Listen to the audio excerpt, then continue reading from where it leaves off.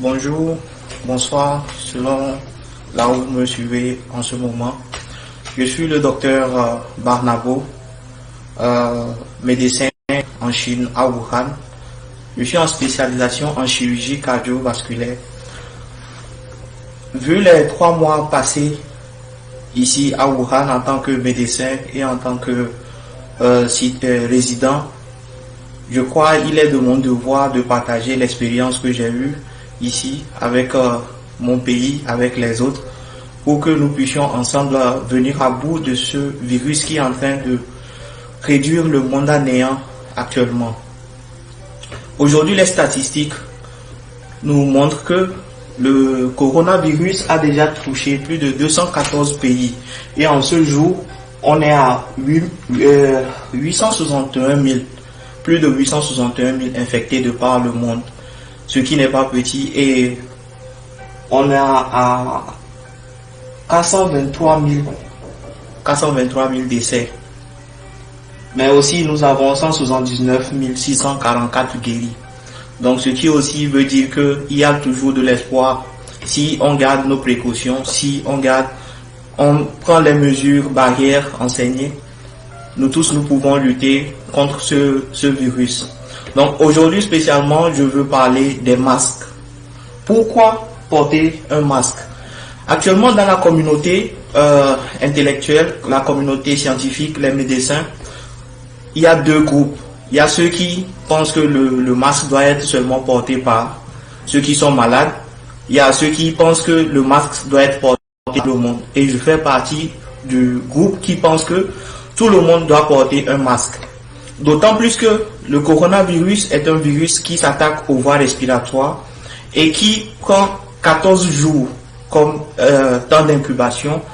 Et pendant ces 14 jours, le patient peut avoir les symptômes ou non.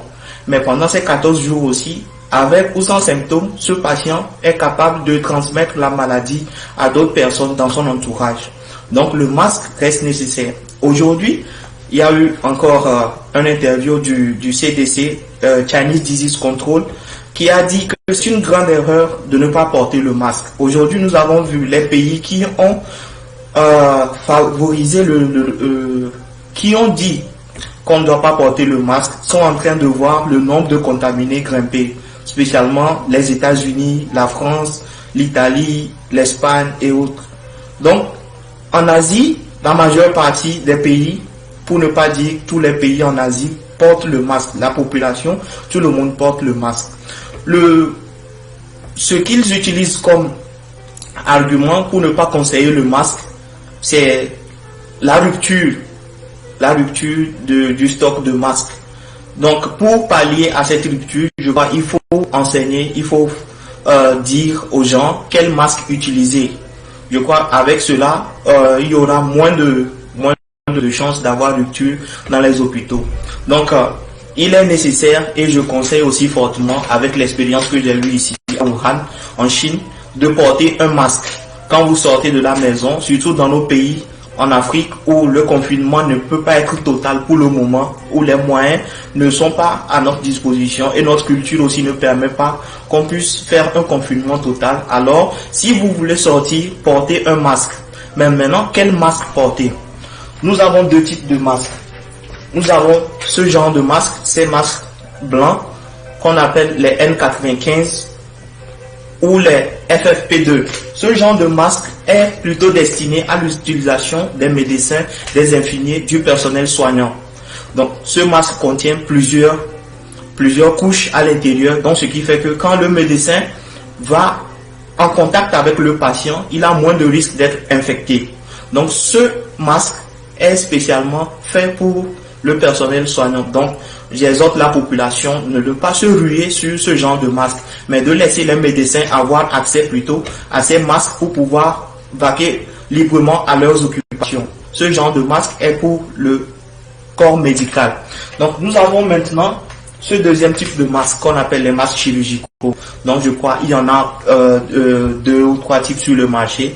Il y a ceux qui sont bleus, il y a ceux qui sont verts et il y a ceux qui sont un peu blanc pâle. Donc, ce genre de masque est un peu plus simple à porter de 1 et ce genre de masque est aussi fiable pour la population. Donc, au lieu de ne pas mettre aucun masque, il est quand même mieux de mettre ce genre de masque, le masque chirurgical. Ça vous protège contre le virus. Donc, aujourd'hui, nous allons voir comment porter un masque chirurgical. Donc, le masque chirurgical, il faut d'abord voir le masque. Il y a deux faces. Il y a la face extérieure, genre qui est souvent colorée, ça peut être bleu ou bien vert. Il y a la face intérieure qui est souvent tout blanc. Donc, cette face colorée doit être à l'extérieur, et cette face qui est blanche doit être sur notre corps, du genre couvrir le nez et la bouche. Donc d'abord il faut d'abord trouver le devant et le derrière du masque. Donc quand c'est fait, maintenant il faut chercher le haut et du bas. Donc quand vous prenez votre masque, vous pouvez remarquer que les deux bords sont différents. Il y a un bord qui est plus dur que l'autre.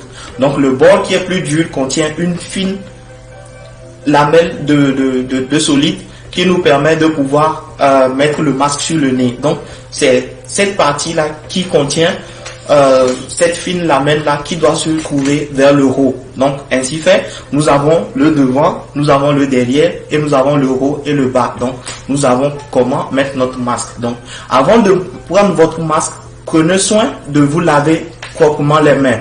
Prenez soin de vous laver les mains avec un gel alcoolique ou bien du savon avant de prendre votre masque. Donc quand vous prenez votre masque, prenez-le au niveau des fils.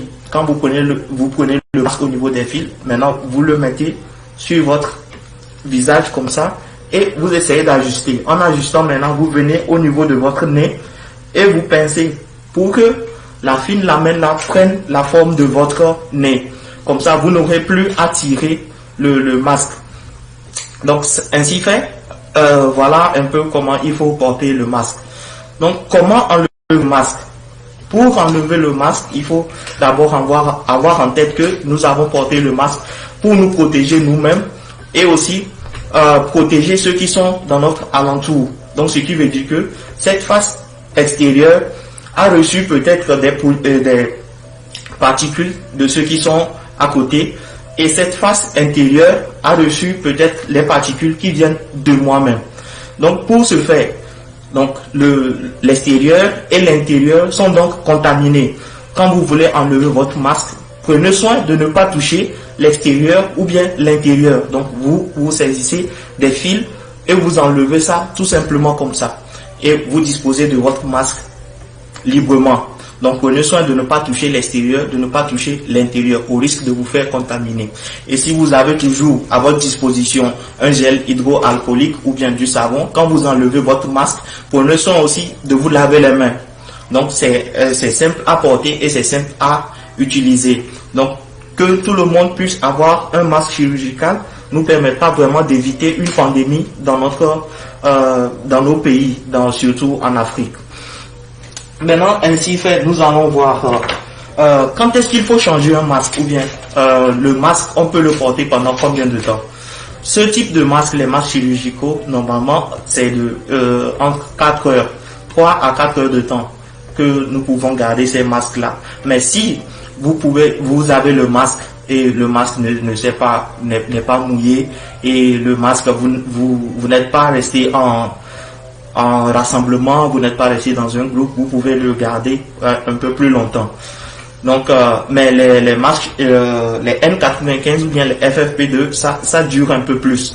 Mais comme je l'ai dit, ça c'est pour les médecins. Donc les médecins eux-mêmes sauront comment gérer leur masque.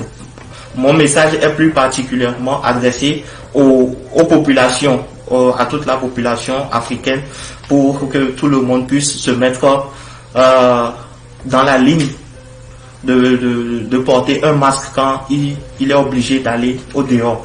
Donc maintenant, nous allons voir, quand vous portez un masque, quels sont les gestes qu'il faut faire ou bien quels sont les gestes qu'il ne faut pas faire.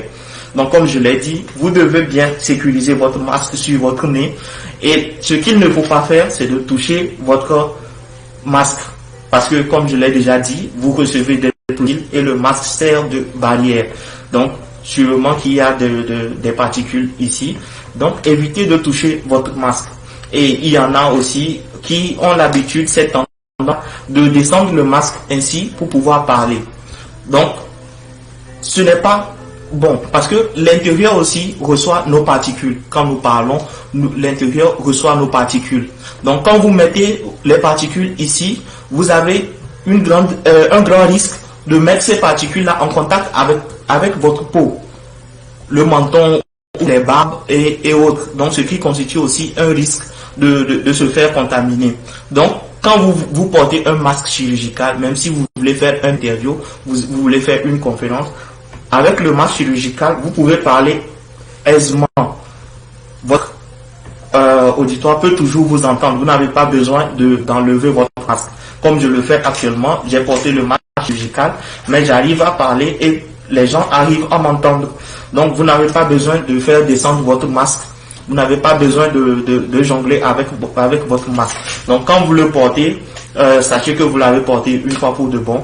Et quand il le faut, vous l'enlevez directement, mais pas de mouvement sur le corps pour éviter toute contamination. Nous allons maintenant voir les autres types de masques. Il y a des masques, la dernière fois j'ai reçu cette question, les masques qui se font par les couturiers à base de pagne et autres là. Est-ce que ces masques sont efficaces? Est-ce qu'on peut porter ces masques? Les masques que nous portons là sont des masques qui ont été faits dans des conditions strictes, qui respectent des normes. Donc, avant que ces masques ne soient mis à la disposition de la population, ça passe par une série de tests avant d'être livrés à la population. Donc maintenant, les masques que nous avons sont des masques, on dit à 3 layers, du genre ça a 3 couches dedans, et c'est la couche à l'intérieur qui protège plus. Donc c'est la couche à l'intérieur qui bloque les micro-organismes de pénétrer et de nous atteindre. Donc avec les masques les couturiers font, on ne peut pas avoir cette barrière là parce que les pannes ont déjà de gros trous dedans.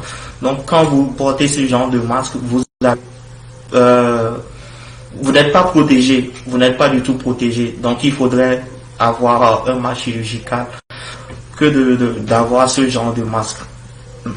Donc je vais aussi revenir parce que sur un petit détail.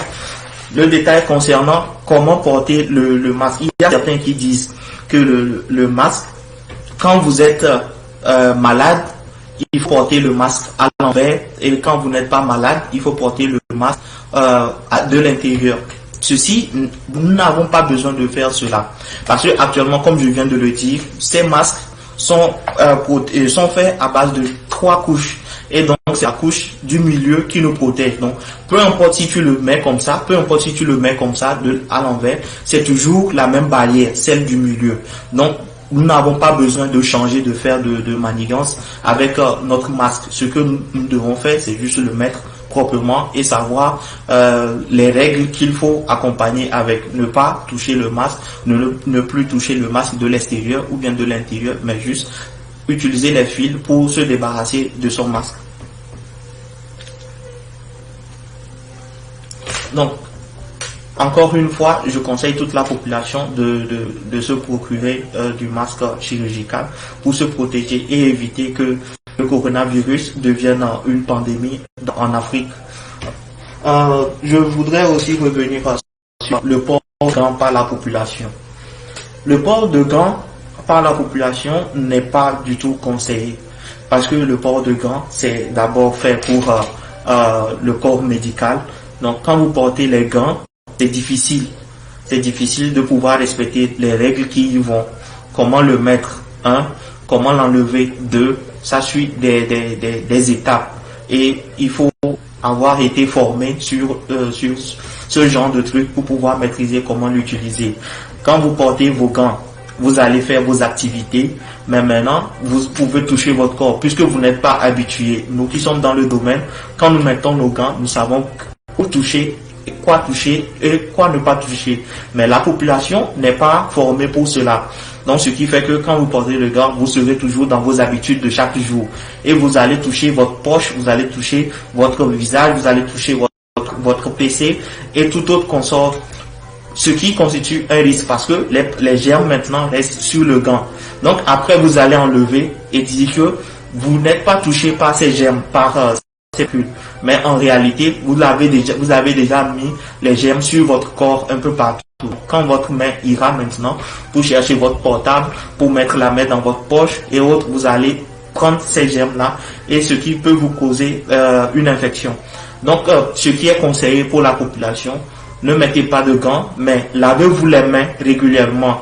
Chez le gel hydroalcoolique et lavez-vous les mains régulièrement. Quand vous lavez votre main est propre, vous faites vos activités, vous finissez, vous lavez les mains et vous pouvez toucher votre corps. Là, vous n'avez pas besoin, vous n'avez pas les germes sur votre main, vous n'avez pas mis les mains sur votre corps et le corps est propre et vos mains aussi sont propres et vous évitez ainsi de vous faire contaminer.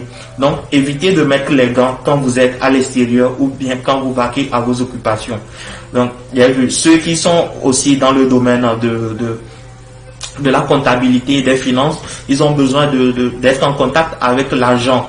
Donc, quand vous êtes en contact avec l'argent, mettre les gants n'est pas une solution parce que quand vous mettez les gants, vous allez revenir taper les choses sur votre ordinateur, vous allez remettre l'argent, la monnaie et autres là, et tout ça là, ça facilite aisément la propagation de la maladie. Donc, ce qui est recommandé, c'est d'avoir le gel hydroélectrique. Donc, de grâce, évitons d'utiliser les gants. Évitons d'utiliser les masques N95 ou bien les FFP2 pour que les médecins qui sont là pour nous prendre en charge, lorsque nous tombons malades, puissent avoir les moyens nécessaires pour pouvoir faire leur travail. Donc, utilisez les masques chirurgicaux et évitez les masques N95, ce genre de masques, les masques blancs, ceux-là, évitez ceux-là, laissez-les à la disposition du corps médical.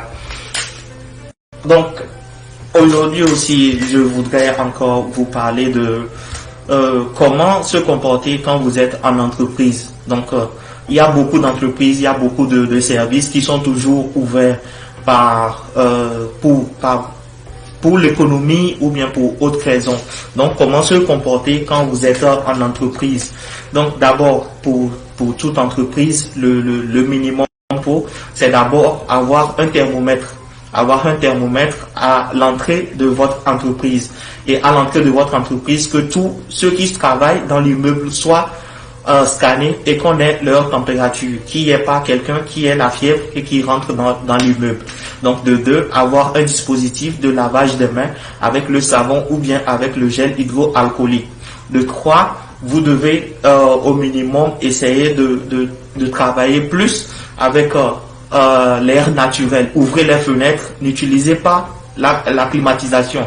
Parce que quand vous fermez tout et que vous utilisez la climatisation, vous aurez tendance à enlever votre masque, vous aurez tendance à être quand vous toussez, on parle toujours de l'air, donc l'air qui sort de la climatisation, qui rentre, qui tourne dans la salle, donc vous allez contaminer ceux qui sont autour de vous. Donc il a été prouvé ici, plusieurs patients qui ont pris un même train, ils sont arrivés et ils ont été trouvés positifs. Mais comment ça s'est fait? Donc les enquêtes ont vu que ils étaient dans le même train, mais ils n'étaient pas à 1 mètre près, ils étaient distants. Mais la seule relation qu'il y avait, c'était juste la circulation donc dans le train. Donc il faut vraiment faire attention, même dans vos voitures, quand vous êtes avec une autre personne, dans vos bureaux, essayez d'utiliser aussi l'aération. Donc aérez votre chambre minimum 30 minutes par jour. N'utilisez pas la climatisation. La climatisation favorise la circulation du virus. De pas essayer de réorganiser vos bureaux. Donc vos bureaux, essayez de mettre les bureaux au moins à 1 mètre de distance. Réorganisez si vous pouvez de mettre les bureaux à 1 mètre de distance et toujours avoir le masque quand vous êtes au travail. Donc essayez aussi de nettoyer votre bureau au moins 3 fois par jour avec un désinfectant ou bien un gel hydroalcoolique. Essayez de nettoyer votre bureau au moins 3 fois par jour. Donc, respectez les distances, évitez les accolades, évitez les poignées de main et gardez votre personnel en bonne santé. Donc, c'est quelques conseils aussi que je peux donner à propos de ceux qui sont en entreprise. Donc, avoir un thermomètre, garder les distances, réarranger les bureaux, éviter la hiérarchie, éviter la climatisation utiliser plus l'aération pour faire circuler l'air dans l'immeuble. Et quand vous avez un cas qui présente la fièvre, ne tardez pas à demander qu'il se fasse par un médecin. Il y a un numéro vert dans la plupart de nos pays, donc n'hésitez pas à demander à cette personne-là de se faire consulter en ligne et voir s'il a besoin de faire un test ou non. Donc, ainsi dit, voilà quelques conseils que j'avais pour vous en ce jour, spécialement pour les masques. Donc, encore une fois, je réitère mon conseil à l'endroit de toute la population, à l'endroit de tous les Africains. Portez un masque chirurgical quand vous sortez et laissez les masques N95, les masques FFP2 aux soins du personnel de santé. Donc, avant de finir cette petite vidéo, je vous aussi rappeler à tout le monde les gestes barrières. Donc, lavez-vous les mains régulièrement, portez un masque, évitez de vous toucher le visage ou bien de toucher votre masque quand vous en portez un. Toussez ou éternuez dans votre coude pour éviter la contamination de ceux qui sont autour de vous et éviter les rassemblements, les attroupements ou quand vous sortez pour vous approvisionner, s'il y a une queue, essayez de respecter les 1 mètre de distance qu'il doit avoir pour éviter d'être contaminé. Donc, ainsi dit, je vous dis merci pour votre patience. J'espère que ce message ira à beaucoup de personnes et que ça nous permet